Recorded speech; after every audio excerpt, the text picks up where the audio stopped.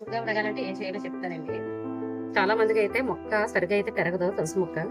ఇలాగైతే తులసి మొక్కకి 2 మొక్కలు వేసుకోవాలండి. ఇదిగోండి విష్ణు తులసి, ఇది లక్ష్మీ తులసి. 2 మొక్కలు వేసుకోవాలి, ఎక్కువైతే వేసేయకూడదండి. ఇదిగోండి ఇలా 2 మాత్రమే వేయాలి.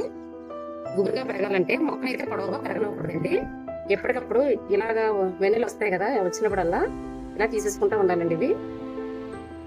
ఇదిగోండి ఈ వెన్నెలు తీసేసుకుంటూ ఉంటే ఇలా పొడవయ్యేది కూడా ఇలా తీసేయాలి. ఇదిగోండి ఈ విధంగా తీసేసుకోవాలి.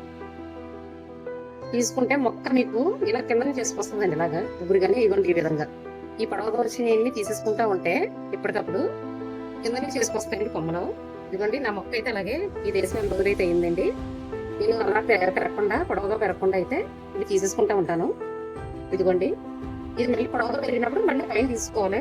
ఇవైతే దేవుడికి పెట్టేసుకొచ్చండి, ఇవి ఎక్కడ పడేయకూడదు. మనకి ఈ సైడ్ నుంచి చేసుకుంటా వస్తాయి కొమ్మలు అయితే.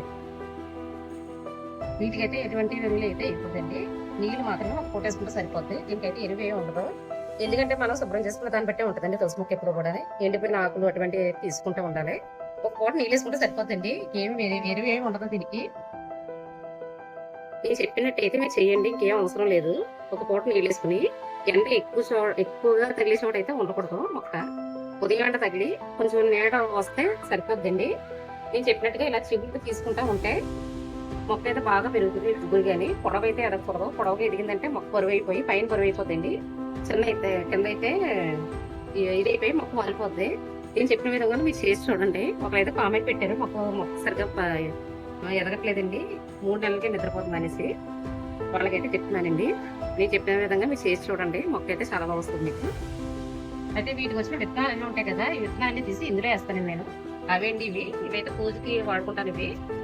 ఇదైతే పూజ చేసుకునేది. దీనికి వచ్చిన విత్తనాలన్నీ ఇందులో వేసేస్తాను. ఇలా చాలా మొక్కలు అయితే వస్తాయండి. ఇవ్వండి ఇవన్నీ విత్తనాలతో చేసినయే.